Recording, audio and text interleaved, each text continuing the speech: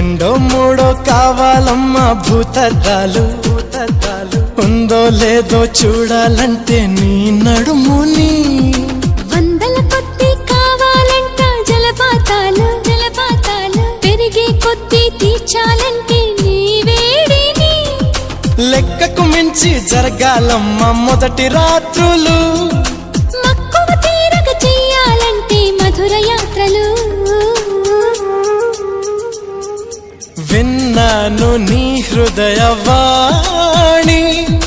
వెన్నెల్లలో నిన్ను చేరని మన్మధుడే బ్రహ్మను పూని సృష్టించాడేమో గాని 60 కేజీల దుడుకుతనాన్ని అలుపన్నది ఎరుగని రవితేజాన్ని పలికింది ఆకాశవాణి ఈ